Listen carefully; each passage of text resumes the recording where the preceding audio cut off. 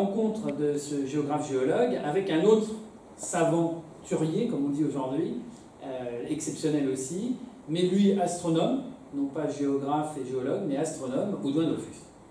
Ces deux personnages se sont rencontrés et ont eu une intuition géniale de mettre d'abord leur discipline en commun, ce qui ne se faisait pas vraiment à cette époque-là. On est au début, on est au milieu du XXe siècle. Donc c'est pas à cette époque-là, on est encore on est dans une phase de transition entre une science individuelle et individualiste, thématique, monothématique, et une science des grands programmes qui naîtra à la fin du XXe siècle, au milieu ou à la fin du XXe siècle, après la Seconde Guerre mondiale, où eh bien, on travaillera en équipe pluridisciplinaire, mais surtout dans des contextes beaucoup plus internationaux, issus justement de cette rupture énorme qu'est la Seconde Guerre mondiale, et qui fait naître des programmes d'envergure, d'abord militaires, mais évidemment après civils et scientifiques. Donc Audouin Dollfus, c'est un explorateur, c'est un s'aventurier, c'est quelqu'un d'extrêmement engagé, en fait, physiquement. Et évidemment, c'est quelqu'un qui, vous allez le voir, de par sa trajectoire personnelle, familiale, se questionne énormément sur le sens des choses, sur le sens de la vie, le sens de son action, de notre action. Et voilà. Et moi, j'ai eu donc le privilège de bien le connaître, dans le sens où j'ai été son dernier étudiant. Alors, en tant que jeune géographe, en fait, j'ai rencontré ce courant de pensée de planétologue. Ça a donné naissance à une nouvelle science, hein, la planétologie comparée. On l'appelait comme ça au milieu, enfin à la fin du XXe siècle. Donc je dis ça comme si c'était il y a très longtemps, mais finalement c'était il y a 40 ans en fait, en réalité, que tout ça s'est produit, et moi je suis arrivé à la fin de ces 40 ans, parce que j'ai un peu plus que 40 ans, mais pas beaucoup plus. Et donc j'ai été le dernier étudiant d'Audouin Dollfus avant qu'il ferme le laboratoire de physique du système solaire à l'observatoire de Meudon, et qu'il parte à la retraite, une retraite bien méritée, puisqu'il a fait l'ensemble de sa carrière d'astronome à l'observatoire de Meudon. Et ça a tissé des liens en fait particuliers. Il a eu beaucoup d'étudiants, beaucoup d'élèves qui ont fait des très brillantes carrières dans l'enseignement et la recherche, ou dans le secteur privé d'ailleurs.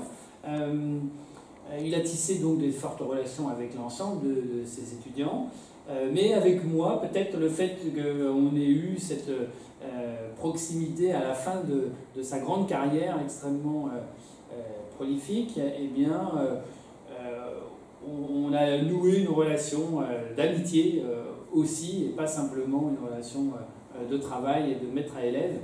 Et ça s'est poursuivi longtemps après, au travers d'associations, parce qu'il a beaucoup travaillé, il a beaucoup milité dans le transfert des connaissances, dans le partage du savoir. Et pour lui, c'était évidemment extrêmement important de former les jeunes générations, de former les jeunes filles et les jeunes hommes aux sciences techniques. Donc ça passait évidemment par des actions très importantes au sein de sociétés savantes, comme la Société astronomique de France par exemple, mais au sein aussi d'associations locales ou d'associations nationales ou internationales, comme l'association Planète Mars, la Mars Society, la Lunar Society, la Planetary Society, l'Observatoire de Triel, pas très loin d'ici, le Parc aux Étoiles à Triel également, le Musée d'Art et de l'Espace, la Cité des Sciences, le Palais de la Découverte, tout un ensemble d'infrastructures, privées ou publiques, municipales ou nationales, comme je vous le disais, à destination du grand public et des jeunes. Voilà. Avec des outils comme les médias, par exemple. Donc on sollicitait régulièrement les médias, on sollicitait les mécènes, les instituts, les profs, tout un écosystème pour réussir à transmettre ces connaissances, à transmettre le goût en fait, des sciences et des techniques. C'est très important pour Audouin Dollfus, parce que sinon ça n'a pas de sens. Faire de la recherche quelque chose d'intime et pour soi, ça n'a pas de sens. C'est évidemment à vocation. Alors, je ne sais pas si c'est un progressiste, Audouin Dollfus. Je ne suis pas historien, hein, ce n'est pas à moi de juger si c'est un progressiste au sens où on l'entend aujourd'hui. C'est évidemment quelqu'un qui utilise les sciences et techniques, qui défriche pour le bien de tous. Est-ce que c'est un progressiste ou pas? Je ne sais pas. Je ne peux pas me permettre de le dire. Évidemment qu'il adhère au progrès, mais il a des réserves quand j'ai des discussions philosophiques et politiques avec lui, et même parfois religieuses, il a des réserves sur le sens du progrès. Donc on sent bien que c'est un scientifique, un savant, qui, à la fin de sa vie, s'interroge énormément sur l'ordre des choses. Le monde a changé, il est né en 24, il décédera en 2010, il est né en 1924, donc il est né après la Première Guerre mondiale, c'est déjà lointain, mais par contre il prend de plein fouet la Seconde Guerre mondiale et le choc, évidemment, de ce conflit. Et puis l'accélération, mai 68 l'a beaucoup marqué, la transformation en fait de nos sociétés. Et finalement, peut-être à la fin de sa vie, on sent bien qu'il a des repères en fait qui ont changé. Et au sein même de ces disciplines, au sein même de la science, on ne fait plus de l'astronomie, vous allez le voir, en 2010, on ne fait plus de l'astronomie comme on la faisait en 1940, en 1960 ou en 1980, pour prendre quelques grandes décennies. Alors voilà, je vais vous raconter un petit peu sa vie. On commence évidemment dans l'ordre chronologique. Encore une fois, je ne suis pas historien, je ne suis pas biographe. On commence... il naît en fait et il grandit dans une atmosphère familiale. Il y a des grandes familles comme ça. Dans l'histoire, et dans l'histoire de l'Europe ou de la France, il y a des grandes familles qui marqueront, pas que les dictionnaires, mais qui marqueront vraiment d'une empreinte forte l'histoire des sciences et des connaissances. Il y a la famille Cassini, il y a évidemment la famille de Picard en Suisse, qui connaît bien d'ailleurs la famille Dollfus. Et il y a la famille Dollfus avec le père d'Audouin, Charles Dollfus, qui est déjà un aéronaute très célèbre. À l'époque, un aéronaute, donc c'est un voyageur en ballon, c'est un spécialiste, un ingénieur qui va faire des grands voyages en ballon, y compris des voyages transatlantiques. Il y a une part sportive, mais il y a aussi une part pratique. C'est un spécialiste des transports modernes, et évidemment, il côtoie en fait des grands noms. Charles Dollfus, créateur du musée de l'air et de l'espace, qui est devenu aujourd'hui le musée de l'air et de l'espace, historiographe aussi, des plus lourds et des plus légers que l'air. Et Audouin, en fait, grandit dans cette atmosphère familiale, extrêmement éclairée, lumineuse, et ça lui donne le goût des sciences et le questionnement, en fait. C'est comme ça que naît sa vocation. Il sait très tôt qu'il sera astronome et pas ingénieur ou pas médecin. Voilà. Donc ça, c'est important, et il a un côté pratique intéressant, c'est qu'il fabrique en fait très vite ses instruments. Donc c'est important parce que il grandit dans un milieu privilégié, évidemment, aisé probablement financièrement, mais on connaît une partie de l'histoire du protestantisme et des branches de la famille Dollfus, hein, puisqu'il est issu en partie de la famille qui a réussi dans le textile, hein, en partie. Et donc, voilà, ils vivent à Paris, et très tôt, donc, ils fabriquent ses premiers instruments. Alors, lunettes, télescopes, on a d'ailleurs une partie du télescope observatoire de Triel, une partie de ce premier grand télescope que vous voyez en bas à gauche, à l'observatoire de Triel. Donc, c'est un passionné. C'est un passionné, et je crois que tout au long de sa carrière, il restera passionné par les sciences de la nuit, les sciences liées au ciel et au corps solide. Donc voilà, son père l'a évidemment inspiré énormément. Il lui a probablement donné une rigueur et aussi une persévérance et le goût de l'aventure. Pour être aéronaute au début du XXe siècle, on ose sa vie, on s'investit physiquement. C'est pour ça qu'Audouin Dollfus est un astronome investi, engagé physiquement, au péril de sa vie parfois. Parce que son père a été, lui, un aéronaute, et plusieurs fois il y a eu des incidents ou des accidents, et Audouin en aura également, parce que c'est la vie, et parce que quand on s'engage comme ça dans dans des appareils de ce type-là, il peut arriver que les appareils tombent ou qu'on ne contrôle pas complètement les trajectoires initialement souhaitées. Donc ça fait partie du risque, ça fait partie de la vie, c'est accepté. Donc un père et son fils extrêmement complices qui partagent donc un certain nombre de choses, y compris quand Audouin va devoir réfléchir à des nouveaux usages et à ce mix en fait complètement inédit de l'aérostation, du vol en ballon et de l'observation astronomique. Et là, il se dit, on va s'affranchir de l'atmosphère qui joue finalement un rôle de filtre pollueur, parce que l'observateur au sol, même avec des moyens importants, eh bien, fait face effectivement à un filtre qui est l'atmosphère, qui est un milieu dynamique, parfois pollué par des ondes radio, parfois pollué par de la turbulence, par des poussières, etc., etc. Et du coup, il a cette idée géniale, où on est à la transition entre l'ère télescopique et l'ère spatiale, de s'affranchir de l'atmosphère. Il ne peut pas être astronaute. Les soviétiques considéreront Dollfuss comme un astronaute, d'ailleurs. On en reparlera. Il ne peut pas être astronaute parce que c'est encore compliqué. Par contre, il peut être aéronaute au service de l'astronomie. Et là, il a cette intuition géniale et il va demander conseil à son père et ils vont construire ensemble un certain nombre de dispositifs qui permettront de faire de l'observation, je repars en arrière, d'observation au-delà, donc manuel et automatique, on le verra, au-delà de l'atmosphère terrestre pour essayer de limiter le plus possible la turbulence atmosphérique et la pollution. Donc il est astronome au milieu. Donc il fait une scolarité remarquable. Il fréquente le lycée Janson de Sailly et puis il va faire une thèse de doctorat qui, de mémoire, je sens me tromper, mais à vérifier, je crois que c'est la première thèse traduite par la NASA en langue américaine. Si ce n'est pas la première, c'est une des toutes premières. Donc c'est important. Cette thèse, elle est issue de ses travaux sur la recherche polarimétrique de la lumière, donc l'observation des sols et des surfaces distants, la Lune, Mars, Vénus, à travers un polarimètre, donc un instrument très spécifique qu'il développe lui-même et qu'il co-développe avec ses collaborateurs, qui mettent au point patiemment.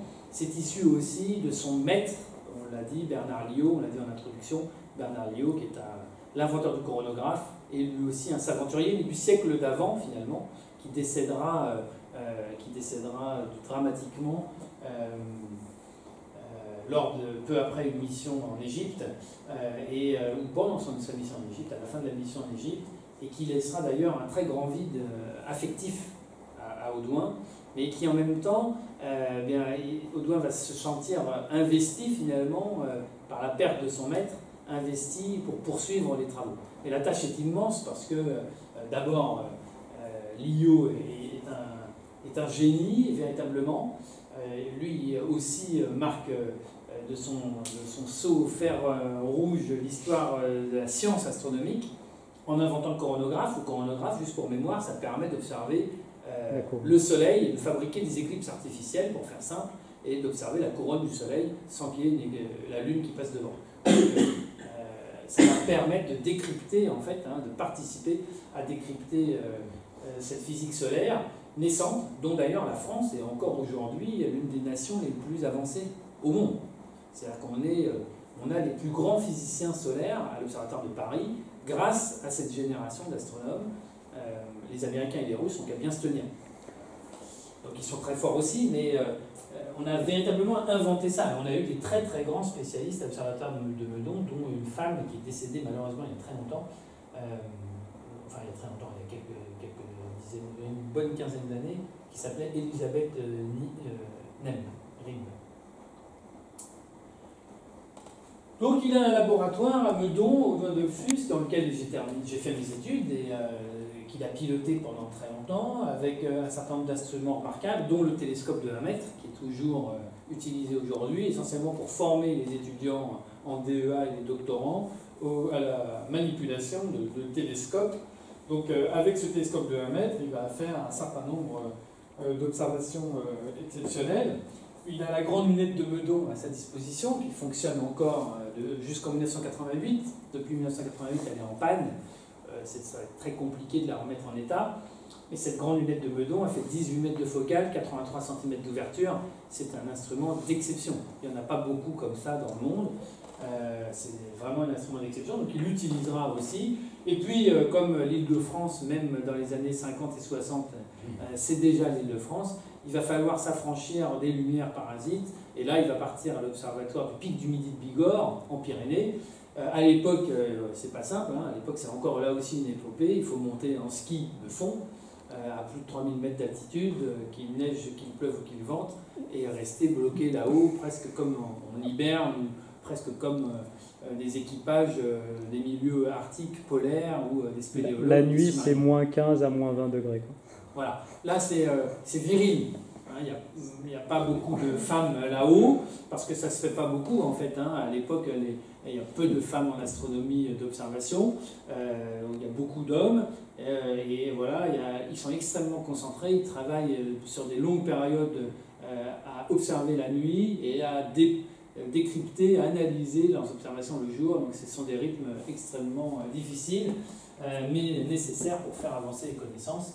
Et tout y passe. L'ensemble des corps majeurs du système solaire sont observés grâce à cet observatoire remarquable qui fonctionne toujours aujourd'hui, qui s'appelle donc le Pic du Midi de Bigorre.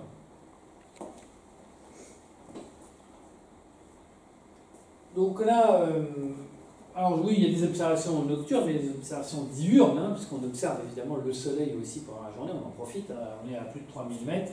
Donc là, on les appelle les 4 mousquetaires. Il y a Camichel, Hugon, Jean Phocas, un célèbre astronome aussi français, et Audouin Dollfus, donc qui travaillent tous ensemble à l'observation télescopique de Mars, à l'observation de Vénus, des corps planétaires plus lointains comme Jupiter et Saturne, et l'ensemble des grands satellites de Jupiter. On observe Mercure, on observe le Soleil, et on observe aussi la Lune, puisque en 1956, on est encore avant l'exploration spatiale automatique des grandes sondes. Donc il n'y a pas encore évidemment Sputnik et il n'y a pas encore Gagarine, mais on commence à s'en rapprocher, ça va commencer à s'accélérer. On vit cette transition incroyable dans l'histoire des sciences et des techniques. Il n'y a pas beaucoup de grandes ruptures. Et quand on a des témoins qui vivent ces grandes ruptures, hein, c'est un peu comme de passer de l'écrit à l'imprimerie. Audouin Dollfus, il est passé d'observation télescopique à observation spatiale automatique. Et nous, aujourd'hui, on vit une transition du même ordre. C'est avant l'Internet et après l'Internet. On est dans cette phase de transition. Il y a des comme ça, dans l'histoire de l'humanité, il n'y en a pas beaucoup. Alors il se trouve que nous, on a encore plus d'autres transitions, puisqu'on a les nanotechnologies, les biotechnologies, les NTIC, comme on dit, l'intelligence artificielle, la robotique. Donc nous, on a une accélération des convergences, alors que là, on est encore monothématique. C'est pareil pour le génome. Et Audouin a été aussi, dans l'époque, d'ailleurs, c'est hérité de ça, hein, du projet Manhattan et de la bombe atomique, avec une rupture majeure chez les physiciens. Donc il y a comme ça des accélérations dans l'histoire des sciences. Le XXe siècle, évidemment, est un siècle particulièrement exceptionnel. Donc ils fabriquent leurs instruments, ou ils font fabriquer et usiner leurs instruments, ils les conçoivent, ils les designent. Vous voyez, aujourd'hui, les astronomes, ils se munissent d'ingénieurs pour faire ça. C'est pas le même métier. On est encore dans l'artisanat, en fait, d'un point de vue de la technologie. Ils sont obligés de réfléchir tous ensemble. Donc au laboratoire à Meudon, il y a des électroniciens, des physiciens, des spécialistes de l'optique, des spécialistes de la mécanique. Ils usinent les pièces. Enfin, il faut voir les conditions, en fait. C'est plus du tout comme ça qu'on fait de la science. Aujourd'hui, vous faites un cahier des charges, c'est vous l'astronome, vous sous-traitez le cahier des charges à des ingénieurs d'une société publique ou privée avec lequel vous pouvez d'ailleurs travailler. On fait des appels d'offres, ça dure des années, les programmes vont s'étaler sur 10, 15, 20, beaucoup plus années parfois. Et parfois, il y a même des gens qui partent en retraite ou qui décèdent avant que le programme soit opérationnel. Voilà. Donc on n'est pas dans cette façon de manager, de gérer les grands programmes. Là, ce sont des programmes beaucoup plus modestes, même s'ils ont des conséquences majeures dans l'histoire de l'astro. Alors un peu de moment de détente quand même, à 3000 mètres d'altitude, évidemment il faut de temps en temps s'amuser quand même, ce ne sont pas des machines. Mais les résultats sont majeurs, donc cette intuition d'aller au pic du Midi, observer et poursuivre finalement l'extension de cet observatoire d'exception, voilà, on arrive à mesurer précisément par exemple la température de la couronne solaire. Donc on défriche véritablement, on documente véritablement le système solaire, et ce sera vrai d'ailleurs pour tout un ensemble de corps. On l'a rappelé par exemple, Audouin Dollfus a définitivement tué l'idée qu'il puisse y avoir de la végétation sur Mars. Hein, dans les années 50 ou 60, même si Antoniadi avait depuis 20 ans ou 30 ans auparavant tué les canaux sur Mars, il y avait encore des professionnels qui pensaient qu'il puisse y avoir un cycle végétatif sur la planète rouge. On n'a pas encore envoyé de sonde spatiale survoler Mars. Mariner, ça sera bien plus tard. Audouin détermine télescopiquement le fait qu'il y a de la montmorillonite sur Mars. Donc une argile. C'est très important d'un point de vue de la géologie. Il a, grâce à son polarimètre, à sa spectroscopie à distance, déterminé la subsurface de Mars, la nature de la subsurface de Mars. C'est très très important pour la suite. Donc on documente, on précise des choses assez intéressantes qui vont servir pour l'ère spatiale. Alors l'aérostation, c'est un héritage utile parce que évidemment c'est un virus familial. Déjà, le jeune garçon, il se cache, il raconte ça dans ses biographies, hein, ça doit être un chenapan quand même quand il est jeune parce que il se cache à l'intérieur d'une nacelle et hop, la nacelle décolle, il est à bord et il s'enlève, il s'est caché sous une couverture ou un sac et puis voilà, trop tard pour atterrir évidemment, donc il fait le vol avec le pilote. Donc il est habitué au vol, assez jeune garçon, il fait des vols avec son père, avec les amis de son père, et il a vraiment un virus familial, mais c'est pas instantané, ça va pas de fait, en fait, c'est pas évident que plus tard il utilisera l'aérostation comme un outil parmi d'autres pour arriver à ses fins d'astronome. Mais c'est le cas effectivement, et il va réussir à convaincre le Centre national d'études spatiales, donc le CNES, d'investir à ses côtés. Son père le conseillera pour ses grands vols, puisque le père a été un maître dans l'aérostation. Audouin a évidemment besoin de ses conseils et de son expérience, et il va mettre au point avec son père un certain nombre de dispositifs pour les vols humains, mais aussi pour les vols automatiques. Ils vont fabriquer des ballons qui vont pouvoir faire des observations automatiques à très haute altitude. Et là, on va battre des records du monde. Il a même encore, Audouin, sur des vols pilotés, a encore des records du monde, comme le plus loin, le plus longtemps et le plus haut. Alors, les vols, malheureusement, il est décédé depuis, mais il y a eu Baumgartner qui est parti en ballon très récemment, qui a sauté même en parachute. Il y a tout un ensemble de sauts à 40 km. Donc Audouin n'est pas monté à 40 km, mais c'est resté dans l'histoire de l'aérostation.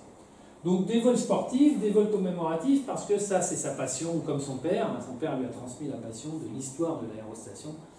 Évidemment les frères Montgolfier et puis toutes les grandes générations d'explorateurs qui ont parfois péri dans leurs avancées et dans leurs tentatives. Alors il fait des vols donc à vocation scientifique, où l'idée principale au départ, c'est d'utiliser un ballon classique. Donc c'est pas une montgolfière, hein, c'est bien un ballon à gaz, avec une nacelle, bon, et puis d'équiper la nacelle de télescopes. Donc là, il va monter lui-même à bord, et il va avoir les plus grandes difficultés à stabiliser, parce que vous savez que pour observer un corps avec une lunette ou un télescope, évidemment, il faut de la stabilité. Donc là, c'est très compliqué parce que les ballons sont soumis au vent.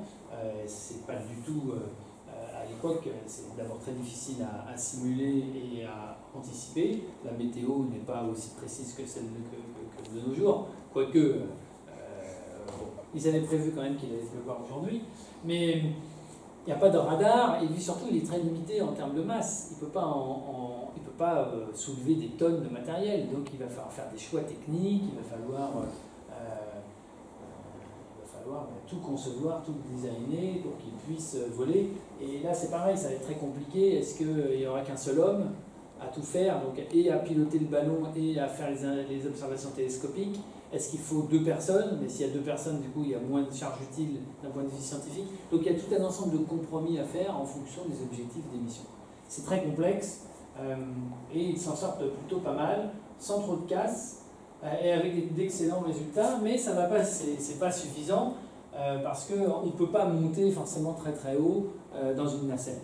Donc là, j'aime beaucoup ce dessin de radar, qui était un peu le Paris Match de l'époque. En 1954, donc il s'élève quand même jusqu'à 7000 mètres d'altitude. Donc là, ils sont à 2, un pilote et un observateur. 7000 mètres d'altitude, il faut mettre un masque à gaz. Voilà, sinon on risque l'asphyxie. Il fait très froid, évidemment, et c'est la nuit.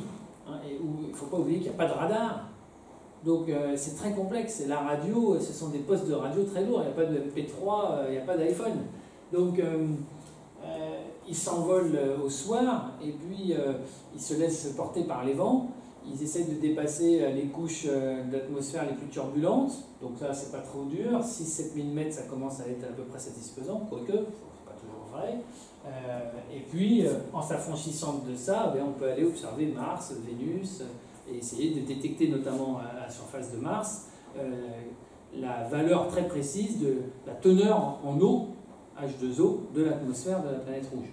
C'est très important évidemment pour l'exobiologie, qui n'est pas encore une science qui est naissante. En 1954, on ne parle pas encore vraiment d'exobiologie, mais bon, en tout cas en planétologie comparée, c'est très important de savoir s'il y a de l'eau sur Mars et quelle est la quantité d'eau atmosphérique. On entend pas d'eau liquide, parce qu'on sait déjà qu'il n'y a pas d'eau liquide. On sait déjà depuis longtemps qu'il y a des calottes polaires sur Mars, on sait qu'il y a des nuages, on sait beaucoup de choses.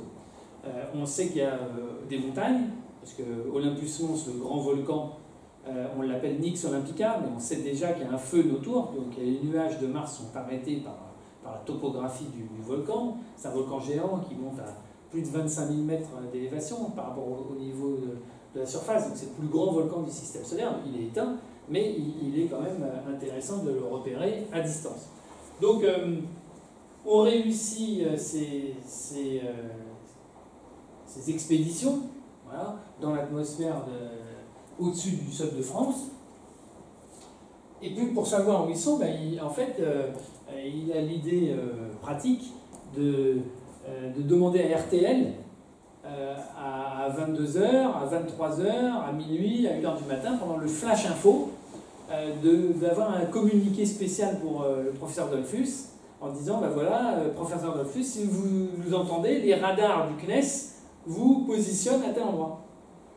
Ah oui, parce qu'au bout de quelques dizaines, au bout de quelques heures, on peut dériver, se retrouver dans la Manche, ou en mer du Nord, ou dans l'océan Atlantique. Enfin, on ne contrôle rien. En plus, un vol de nuit, c'est beaucoup plus compliqué qu'un vol de jour. Donc, il n'a aucune idée nécessairement de la dérive. Et puis surtout, il est très affairé aux observations. Donc, il utilise un petit poste de radio qui est un poste de réception. Il ne peut pas répondre, évidemment, ni à RTL, ni au CNES, ni à personne d'autre. Donc c'est assez intéressant de voir qu'on trouve des solutions aux problèmes. Et ça, c'est quelque chose qui restera très très fort en fait dans sa démarche de scientifique, c'est de trouver des solutions aux problèmes qui se posent à lui. Ça, c'est intéressant. Aujourd'hui, les anglo-saxons, on dit le do it yourself. Hein. Vous savez, on aime bien que finalement c'est un peu l'EMT, quand j'étais moi jeune à l'école, c'est faire des travaux pratiques. Voilà. Là, on est à un niveau très élevé, mais c'est exactement ça. C'est qu'on a des problèmes, on cherche à résoudre ces problèmes par des solutions d'ingénieurs et de techniciens. Ça, c'est assez brillant. C'est assez brillant. Voilà, donc il faut s'entraîner parce que Certains diront, à cette époque-là, hein, il a été très critiqué par la communauté, par ses pairs, par la communauté scientifique. Il a été vu comme quelqu'un qui sortait des sentiers battus. On ne l'a pas traité de fou, mais je suis sûr que peut-être dans les petits comités, les gens disaient « mais il est complètement fou de risquer sa vie pour observer la planète Mars ». Et puis d'autres s'enthousiasmant en disant « mais c'est un héros ». On est en 54, il monte à 7000 mètres d'altitude pour observer l'atmosphère de la planète rouge. Donc vous voyez, c'est un défricheur. Peut-être que Elon Musk, aujourd'hui, toute proportion gardée, Elon Musk c'est aussi un industriel, il fait faire. C'est plus facile de faire. Il a fait des choses. Je ne vais pas comparer Dollfuss et Musk, mais vous voyez, ce sont des visionnaires quand même. Ce sont des visionnaires qui font les choses et qui rendent possible les choses. Il y a des gens qui disaient il y a quelques années, jamais une voiture elle pourrait conduire de manière autonome dans les rues de New York ou de Paris. On sait aujourd'hui que c'est possible. Et ça sera demain le cas partout. Donc voilà, toute proportion gardée, c'est assez intéressant quand même de voir qu'il a de l'intuition. Et non seulement il a de l'intuition, mais en plus il répond aux questions qu'il se pose. Mais 7000 mètres, ça ne suffit pas. Il a encore besoin de plus de précision parce qu'il y a encore des couches de l'atmosphère qui gênent. Il faut aller plus haut. Et là, aller plus haut, ce n'est pas possible sans un dispositif beaucoup plus complexe, notamment sans une capsule complètement close et pressurisée. Donc là, ça rigole plus. C'est plus la même catégorie de ballon. C'est plus du tout la même expédition. Et c'est à nouveau des prises de risques énormes. Encore une fois, hein, rappelez-vous, on est dans la fin des années 50. Gagarin n'a pas volé encore. Il volera en 61, Gagarin, le 12 avril 61. On n'a pas volé dans l'espace. Les fusées, c'est des missiles encore. Les fusées pour aller dans l'espace, ce sont encore des missiles. Donc, on est dans une époque vraiment intéressante d'un point de vue de la connaissance et donc il faut vraiment être audacieux pour faire ça.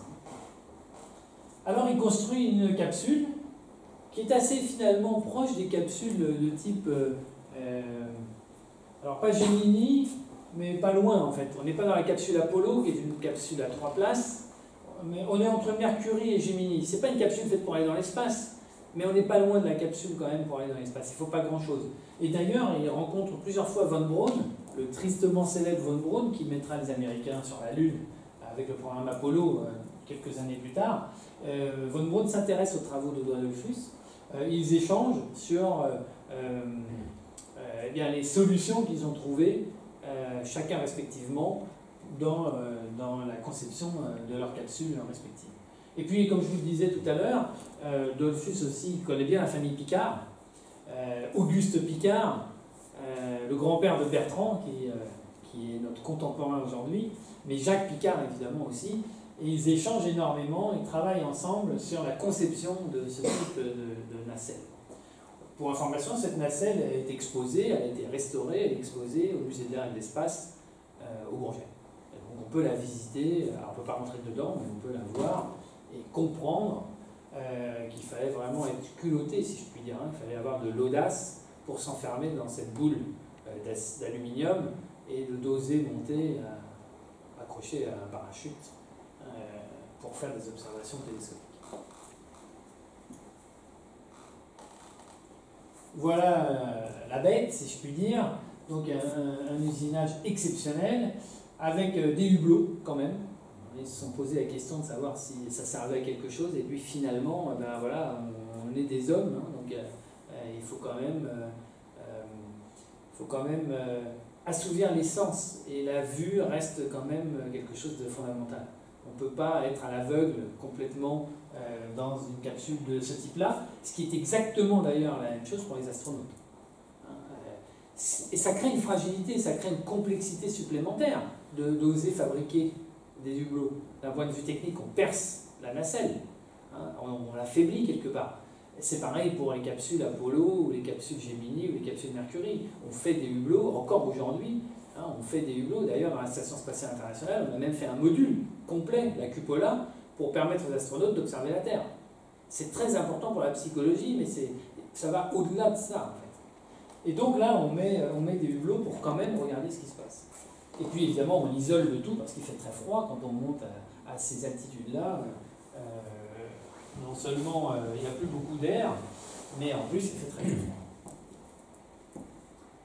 Donc le télescope, pas question de sortir la tête par les coutilles pour régler le télescope, il faut qu'il soit entièrement pilotable depuis l'intérieur, et là le télescope va être au-dessus, ça va être donc avec des miroirs, c'est assez complexe, des systèmes mécaniques qui vont permettre à Audouin, qui sera tout seul dans la nacelle, de ne pas trop se soucier du vol en lui-même et de se concentrer sur l'observation télescopique.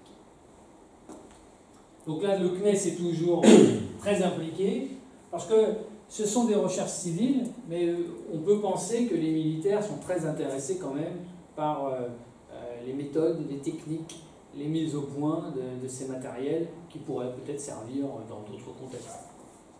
Voilà, vous reconnaissez Charles qui est toujours bien présent. Et alors là, le père et le fils et l'équipe d'ingénieurs et techniciens conçoivent encore, ils règlent encore un autre problème et conçoivent non plus un ballon mais une grappe de ballon. Et là, moi j'étais pas né, mais j'aimerais bien un jour voir ça quand même. Une reconstitution de cette grappe de ballon plus haute que la Tour Eiffel, avec des ballons énormes. Il y a plus de 100 grappes de ballons, il y a plus de 100 ballons attachés à la grappe par 3. Vous les voyez là au gonflage. Et c'est plus haut que la Tour Eiffel. L'ensemble, voilà, l'ensemble est plus haut que la Tour Eiffel. Et lui, il est accroché au bout. Et il va monter à très haute altitude. Est-ce que vous vous imaginez ça? Est-ce qu'aujourd'hui, dans un cadre scientifique, on ferait ça? Non. Baumgartner, il l'a fait dans un cadre privé, financé, sponsorisé par une grande marque de boissons énergisantes. Vous voyez, c'est incroyable. Là, c'est de la recherche scientifique, ce sont des laboratoires du CNES et du CNRS et d'observateurs de Paris-Meudon qui financent ça pour de la recherche avec un bonhomme en bas, c'est Audouin, et une grappe de ballon qui a quand même de l'allure. Hein, bon, les frères Montgolfier, c'était pas mal, mais enfin, Adolphus, c'est quand même mieux, quoi. C'est quand même... Voilà. Non, mais quand même, vous vous rendez compte? Enfin, c'est plus haut que la Tour Eiffel. Et pourquoi? Pourquoi ça? Essentiellement pour des raisons de sécurité. D'abord pour des raisons pratiques, parce qu'on ne peut pas faire un ballon gigantesque. Aujourd'hui, d'ailleurs, on ne sait toujours pas faire des ballons énormes. Le ballon va se dilater, il va se fragiliser, et puis si jamais il y a un problème, vous êtes mort. Là, s'il y a un problème sur un ballon, sur 2 ballons, sur 3 ballons, pas bien grave. Ils pètent, les ballons pètent. Il y en a 100. S'il y en a 2 ou 3 qui pètent, pour une raison ou pour une autre, parce que, non pas parce qu'il y a un corbeau qui passe dedans avant le décollage, non, parce qu'il peut y avoir une malfaçon, un coup de vent, un truc de travers, clac, le ballon explose. Bah hop, l'ensemble va se stabiliser un peu, puis il va remonter, il va continuer son ascension. Pas de risque, moins de risque. Il n'y a aucune probabilité que les 100 ballons explosent. Donc il y a un vrai contrôle, et puis du coup, l'ascension pourra être beaucoup mieux contrôlée. Et voilà. Donc j'aimerais bien voir une reconstitution, mais je doute qu'un jour un mécène ose reconstituer un tel attelage. Il n'y a plus beaucoup de grandes courses ni sportives. Il y a même Bertrand Piccard. Ça serait pas mal. Peut-être on pourrait mettre au défi Bertrand Piccard de faire une reconstitution d'un des vols historiques d'Audouin en ballon. Pourquoi pas? Vous voyez, plus de 500 mètres de hauteur. Donc c'est beaucoup plus haut que la Tour Eiffel. La Tour Eiffel, c'est un peu plus de 300 mètres. On est presque 2 fois plus haut que la Tour Eiffel. C'est pas mal. Ça devait avoir de l'allure. C'était gonflé en hélium ou... Alors, il avait essayé... Ouais, c'était de l'hélium. Ouais. C'était de l'hélium. Alors, pas question de faire du chauffage à bord, parce que ça coûte très cher et en dépenses d'énergie et en masse, ça pèse très lourd. Donc il avait des bains d'huile chauds, il ne fallait pas s'ébouillanter, enfin il avait plein de mécanismes, mais surtout il avait froid. il a eu très très froid quand même, mais il était bien couvert, mais non, c'était très sportif, très osé, très sportif. Très très sportif. Alors, il y a une très belle BD dans le journal de Tintin qui a raconté cette ascension historique de 59. Il m'en a offert un exemplaire d'ailleurs, qui m'a dédicacé, et qui raconte avec des détails assez précis l'ensemble de l'opération, y compris d'ailleurs, vous reconnaissez Charles à gauche, Audouin à bord avec son célèbre béret, et Charles la casquette, Et c'est effectivement Charles qui a donné un coup de klaxon, ça s'est passé comme ça. Il a donné un coup de klaxon qui était le signal que tout était prêt et que tout était en ordre entre les différents éléments techniques sur la base de lancement, la météo, la radio, les instrumentations, etc., etc. Il y a eu même un peu d'ailleurs, bon la presse évidemment s'en est fait l'écho, mon père se souvient très très bien des exploits d'Audouin Dollfus dans les années 50. Et d'ailleurs c'est amusant parce que quand je lui ai dit que j'avais rencontré le professeur Dollfus, quand j'étais jeune étudiant, avant de lui présenter longtemps après d'ailleurs, il ne m'avait pas cru, mais c'est un mythe. et voilà. Et bon. Donc voilà ici, longtemps après, Audouin en train de s'amuser au musée de l'air et de l'espace dans sa capsule restaurée, de s'amuser très très longtemps après, vous voyez, près de 40 ans après, à rentrer à nouveau à l'intérieur de sa capsule pour voir si tout était en ordre à bord. Bon, il manquait quand même pas mal de choses, mais elle était relativement intacte, elle a été restaurée par les ateliers du musée de l'air et de l'espace pour évidemment éviter que cet instrument complètement unique, hein, qui n'a jamais eu d'autres exemplaires, ne disparaisse. Ça fait partie évidemment du patrimoine national et technique. Oups, alors là, ça c'est ma batterie, je pense. Alors, on va brancher.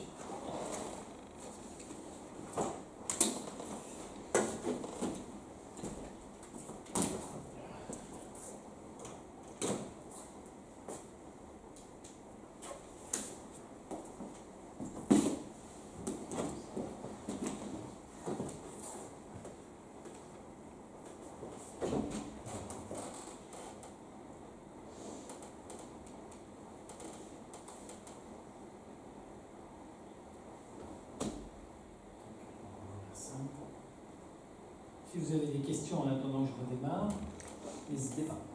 Quand on était dans sa capsule, là, pour voir comment elle était reconstituée, il y a peu un moment en retour, on dit mais qu'est-ce que je foutais là-dedans? Je sais pas. Je sais pas spectaculaire si... avec le recul. Voilà, le recul et ouais. puis comment... Ah oui, il a eu... Il s'est dit, mais j'ai vraiment pris des risques ou si c'était à faire, non, je ne crois pas, non. Non, il n'a jamais douté. Il n'a jamais douté, non. Il n'a jamais douté et il a un peu méprisé, je pense. Je pense qu'il longtemps après, il a quand même un peu méprisé les gens qui l'ont méprisé. En disant, il prend des risques. Enfin, méprisé, je ne sais pas si c'est le bon mot, mais pour lui, il y avait un engagement et c'était dans l'ordre des choses. Et pour lui, alors il n'en a pas fait 50 des vols. Hein. Ce vol-là, il l'a fait qu'une fois. Donc, il était conscient de la prise de risque. Ça a bien marché, mais il n'était pas fou au point de recommencer. Donc il savait quand même que c'était totalement expérimental. Et que ce n'était pas un vol qui donnerait naissance à des solutions durables. Non mais en fait, il n'a jamais eu peur, parce qu'il ne s'est pas posé la question, parce qu'il était concentré sur ce qu'il devait faire, et il devait recommencer le vol. Mais ça n'a pas pu se faire parce que les planètes étaient mal positionnées. Mais il était question qu'il le refasse. Ben je pense que, enfin je sais pas. Hein, bon, en tout cas, jamais il a douté, jamais il s'est dit j'aurais jamais dû le faire ou j'ai pris des risques insensés. Ça c'est sûr. Ça c'est à l'instant où. Non mais même après, même avec le recul. Là je le vois là quand il rentre dans sa capsule, là, c'est au Bourget donc cette capsule, c'est ça? Oui, au Bourget. Voilà, quand il rentre à l'intérieur, et puis en plus c'est vrai que c'est spectaculaire parce qu'il y a 50 ans. Exactement, il a eu le temps de mûrir. Voilà. Non mais avec il a moins la fougue et pourtant il est toujours fougueux. Bon, c'est un vieux monsieur hein, en 2002 déjà, mais non, il regrette rien. Mais je vous dis, je pense quand même qu'il était, non, il n'a pas eu du mépris pour les gens qui l'ont méprisé, mais il a été blessé de ça, je pense. Il a été blessé que certains de ses pairs et d'autres astronomes n'aient pas compris son engagement physique et sportif. Voilà. Et pourtant, il n'a pas une corpulence. Oui, c'est pas un athlète, c'est pas un haltérophile. Hein, et c'est un long monsieur, longiligne, plutôt fin. Mais vous voyez, il est quand même engagé, c'est important ça pour lui. Et je pense, mais Corinne a raison, je pense que jamais il a eu peur, ça c'est sûr, parce qu'il ne s'est pas posé la question. Il n'avait pas le temps de se la poser. Alors les astronautes qu'il connaît bien, hein, il a rencontré tous les grands astronautes français et il les a côtoyés pendant très longtemps. Les astronautes, quand vous leur demandez aussi, eux non plus, ils n'ont pas peur. C'est pas un sentiment qu'ils ont le temps de développer. Et puis surtout, ils ont confiance dans les systèmes, dans les équipes, les hommes et les femmes qui travaillent au succès de leur mission. Là aussi, Audouin, il est entouré en fait d'un ensemble de techniciens et d'ingénieurs, de scientifiques en qui il a confiance et avec qui il met au point en fait, avec qui il fait les calculs. D'accord, mais ce que vous dites, moi je dirais que c'est, je dirais même c'est de la sérénité parce que si vous prenez nos astronautes actuels, ils ont confiance parce qu'au préalable aussi il y a pas mal de tests. Tandis que là, il n'a pas eu le temps de tester 500 ballons dans le ciel. Exact. Donc quand il y va, c'est one shot. Hein. Exact. Il y a pas de... Et c'est probablement ça que les critiques de l'époque lui ont reproché. C'est le fait, en fait, parce qu'il faut voir aussi, il avait des budgets, mais il n'avait pas des budgets comme aujourd'hui. Ce n'est pas des centaines de millions de francs de l'époque. C'est quelques dizaines, peut-être, je ne sais même pas, il faudrait voir les archives d'ailleurs sur ces financements, mais ce n'est pas énorme. Donc ce sont des moyens, entre guillemets, amateurs. J'exagère presque, il y a des industriels qui travaillent derrière, mais ce ne sont pas des moyens gigantesques, ce n'est pas le programme Ariane. Vous voyez ? Donc il faut remettre dans son contexte. Et vous avez parfaitement raison, il n'y a pas eu la possibilité de tester tous les systèmes et les sous-systèmes. Donc il ne faut pas se tromper quand on fait les calculs et quand on fait la conception du programme. Vous avez raison. Mais curieusement, il ne regrette rien et il n'a pas...